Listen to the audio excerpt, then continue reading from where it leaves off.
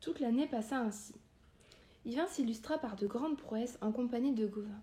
Celui-ci le fit si bien s'attarder dans les joutes et les tournois qu'un an entier s'écoula et que l'on parvint au 15 août, date où le roi Arthur devait réunir sa cour à Chester.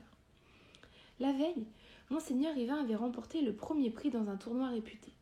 Les deux compagnons avaient fait dresser leur pavillon en dehors de la ville pour y inviter leurs amis. Le roi leur fit l'honneur de les rejoindre et s'assit parmi eux. Soudain, Yvain devint tout pensif. Depuis qu'il avait quitté sa dame, il n'avait pas pris le temps de s'absorber ainsi dans ses pensées. Des larmes lui montèrent aux yeux lorsqu'il se rendit compte qu'il avait violé sa promesse. La date fixée pour son retour était largement dépassée. Il était là, perdu dans ses pensées, quand il vit venir droit vers lui l'attente une demoiselle inconnue, montée sur un pâle froid noir. Elle s'avança rapidement et mit pied à terre devant eux en laissant tomber son manteau. Elle entra dans la tente et se dirigea vers le roi. Elle salua de la part de sa dame le roi, Monseigneur Gauvin et tous les autres chevaliers. Tous, sauf Yvain. Madame ne salue pas Yvain, le traître, l'homme menteur et perfide qui s'est moqué d'elle. Il a séduit son cœur et elle lui a donné sans réserve. Mais sa confiance a été trompée, car ce n'était pas un amant loyal. Elle a bien découvert sa perfidie. Il n'a pas tenu sa promesse et elle n'a plus aucune confiance en lui. Yvain, tu as bien perdu la mémoire. Tu as oublié que tu devais revenir auprès de madame au bout d'un an. Elle t'avait fixé la date de la Saint-Jean, et pendant ton absence, elle avait fait peindre au mur de sa chambre un calendrier pour mesurer le temps qui l'a séparé de ton retour. C'est ainsi que se conduisent les vrais amants. Ils ne cessent de compter et d'additionner les jours, les mois et les saisons. Mais tu nous as tous trahis en l'abandonnant. Yvain, tu n'es plus rien pour madame.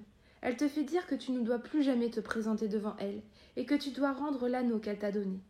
C'est moi, ici présente, qui suis chargée de te le reprendre. Rends-le-moi. Il le faut. Yvain ne pouvait répondre. L'esprit, les mots lui manquaient. La demoiselle s'élança vers lui et arracha l'anneau de son doigt. Elle remonta sur son cheval et partit aussitôt, le laissant dans un grand tourment. Et ce tourment ne cessait de croître, tout ce qu'il voyait ou entendait lui était insupportable. Il ne songeait qu'à prendre la fuite, tout seul, dans un lieu si désert que personne ne saurait rien de lui. Quelle aide attendre des autres? À qui se plaindre de lui-même qui avait causé sa propre mort? Il éprouvait tant de haine contre lui qu'il aurait voulu disparaître de la surface de la terre. Il quitta l'assemblée des barons et s'éloigna des tentes. Là, une tourmente se leva dans sa tête, si puissante qu'il perdit la raison. Il arracha ses vêtements et se mit à fuir, tout nu, comme un homme sauvage, à travers les champs et les vallées. Ses compagnons ignoraient ce qu'il était devenu et le cherchèrent partout, dans les maisons, derrière les haies et dans les vergers, mais il avait disparu. Dans sa fuite, il rencontra un valet qui portait un arc et 5 flèches bien aiguisées. Il s'en saisit, mais il ne parvint pas à se souvenir comment on s'en servait pour chasser. Il avait perdu la mémoire. Dans la forêt, Yvain guettait les animaux. Il les tuait et mangeait la venaison toute crue. La folie avait fait de lui un homme sauvage, le corps nu, hirsute. Il parcourait les bois, ayant tout oublié de la vie de l'homme. Il demeura longtemps dans la forêt, comme une brute privée de raison, quand il arriva un beau jour devant la petite maison d'un ermite qui était en train de défricher. Quand celui-ci vit s'approcher cet être tout nu, il comprit bien qu'il avait affaire à un fou. Saisi de peur, il courut s'enfermer dans sa maisonnette. Cependant, pris de pitié pour cette créature étrange, le saint homme prit du pain et une cruche d'eau pure et les posa prudemment à l'extérieur de la maison, sur le rebord d'une fenêtre. Et l'autre, affamé, se jeta sur le pain dans lequel il mordit avidement. Jamais il n'avait goûté un pain aussi amer et aussi dur. C'était un mélange grossier d'orge et de paille, et avec cela moisi et sec. Mais sa faim était telle qu'Yvain le dévora et le trouva délicieux. Puis il but de l'eau bien fraîche et se lança à nouveau dans le bois, à la recherche de cerfs et de biches. Le saint homme le craignait beaucoup. Le voyant partir, il pria le ciel de le protéger et d'écarter l'homme sauvage de sa maison. Mais toute créature, même privée de raison, retourne volontiers à l'endroit où on a été bon pour elle. Aussi longtemps que dura sa folie, Yvain revint tous les jours chez l'ermite pour déposer devant sa porte le produit de sa chasse. Voilà la vie qu'il menait. L'ermite écorchait la bête et faisait cuire la viande. Il mettait la nourriture, avec le pain et la cruche d'eau sur le rebord de la fenêtre. Le fou pouvait ainsi se rassasier, mangeant la venaison sans sel ni poivre et buvant l'eau claire de la fontaine. Le saint homme se donnait de la peine pour vendre les pots au marché et acheter du pain. Yvain fut donc nourri de pain et de venaison pendant toute cette période. Cette vie dura jusqu'au jour où 2 demoiselles, se promenant dans la forêt avec leur dame, le trouvèrent endormi. L'une des 3 se dirigea vers l'homme nu. Mettant pied à terre, elle l'observa longuement, cherchant un indice qui lui permît de l'identifier. Elle n'avait pas reconnu Yvain car il n'avait plus rien à voir avec le beau chevalier aux magnifiques vêtements qu'elle connaissait. Mais en l'examinant avec attention, elle aperçut une cicatrice au visage qui lui rappelait Yvain. C'était lui, sans aucun doute. Mais comment pouvait-il être dans cet état, pauvre et nu ? Elle revint auprès des autres et, toute bouleversée, elle leur raconta en pleurant ce qu'elle avait découvert. « Madame, j'ai trouvé monseigneur Yvain, le chevalier le plus renommé du monde. Mais par quel malheur a-t-il pu en arriver là ? On voit bien qu'il n'a plus toute sa raison pour s'être ainsi dépouillé de ses vêtements. Peut-être un grand chagrin l'a-t-il rendu fou ? Si seulement Dieu pouvait lui rendre ses esprits, il accepterait peut-être de nous venir en aide. Il nous serait d'un grand secours contre le comte allié qui vous fait la guerre et menace vos terres. » La dame lui répondit. « Sois sans crainte. Je crois qu'avec l'aide de Dieu, je pourrais le guérir de cette folie qui lui trouble la tête. Ne tardons pas. Je me souviens d'un onguent que me donna jadis la fée Morgane en me disant qu'aucune démence ne saurait lui résister. » Laissant là Yvain endormi, elles rentrèrent au château de Noroison qui était tout proche. La dame ouvrit un coffret où se trouvait une petite boîte. Elle la confia à sa suivante en lui disant d'en user avec mesure. Qu'elle l'applique seulement sur le front et les tempes, car c'est dans le cerveau que loge la folie. Elle lui confia un riche habit fourré de petits gris, composé d'une cotte et d'un manteau de soie vermeille. La demoiselle prit les vêtements et emmena par la main droite un très bon palefroid. Elle ajouta à tout cela le nécessaire. Chemise, brais de fine étoffe et chausses. Arrivée sur place, elle attacha les chevaux et se dirigea vers le fou endormi. Là, elle prit l'onguent et, oubliant les recommandations de sa dame, elle se mit à l'enduire complètement, tant qu'à désirer qu'il fût parfaitement guéri. Elle lui frotta les tempes et le visage, mais aussi tout le corps, jusqu'aux orteils. Elle mit tant d'ardeur à le frictionner que la folie d'Yvain sortit du cerveau. Le voyant près de s'éveiller, elle courut se cacher, mais elle laissa à côté de lui les habits qu'elle avait apportés. Elle se posta derrière un chêne pour l'observer. Yvain s'éveilla. Il avait retrouvé la raison, mais il ignorait où il était. À sa grande honte, il se rendit compte qu'il était nu. Regardant autour de lui, il aperçut les vêtements. Comment était-il là ? Comment lui-même se trouvait-il en ce lieu ? Il était abasourdi et inquiet. Quel déshonneur pour lui si quelqu'un le voyait dans cet état. Il s'habilla sans tarder et s'efforça de se lever. Mais il n'avait pas la force de marcher, tellement il était affaibli par les privations de la vie sauvage. Où trouver de secours dans ces bois ? La demoiselle jugea qu'il était temps d'intervenir.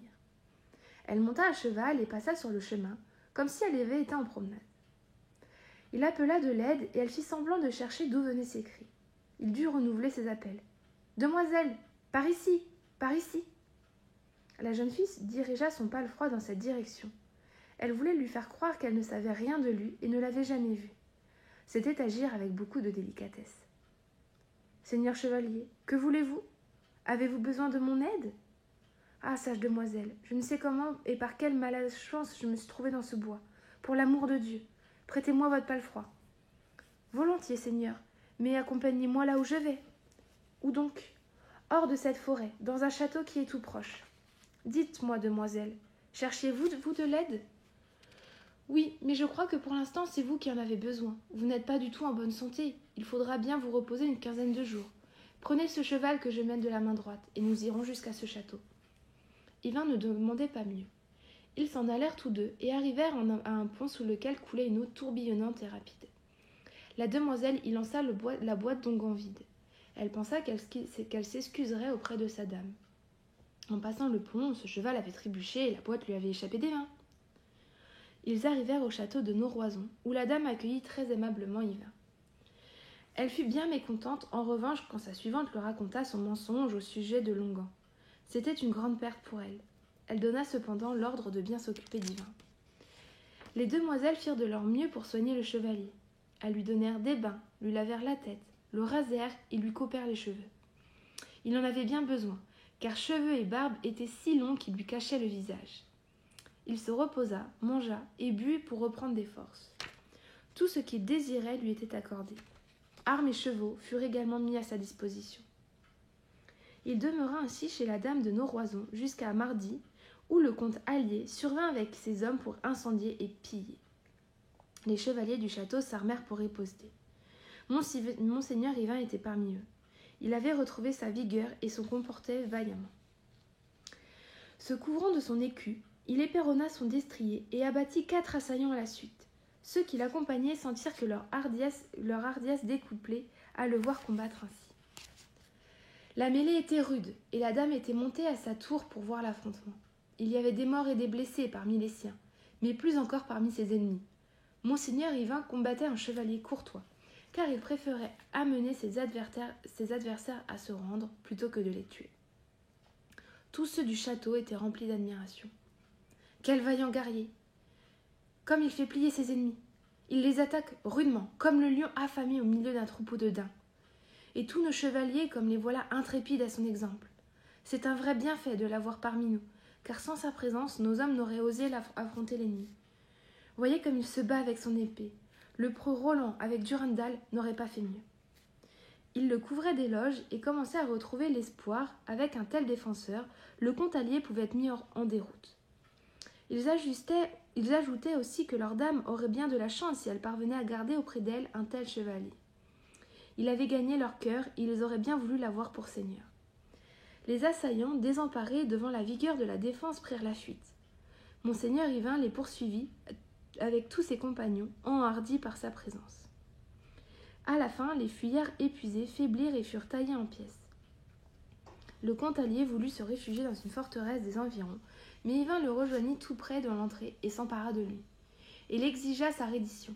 Il viendrait se constituer prisonnier devant la dame de Noroison et ferait la paix avec elle à ses conditions. Quand il eut obtenu son serment, il lui fit rendre son aume, son écu et son épée. La nouvelle était déjà parvenue au château, et vous pouvez imaginer l'accueil que l'on fit aux 2 hommes. Yvain remit son prisonnier à la dame de Noroison. Le comte allié jura qu'il ne lui ferait plus jamais la guerre et qu'il la dédommagerait de ses pertes en faisant reconstruire tout ce qui avait été ravagé. Quand toutes ces questions furent réglées, Yvain demanda son congé à la dame.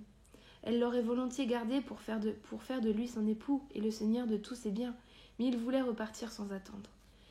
Il laissait la dame sauvée, mais plongée dans l'affliction à cause de son départ.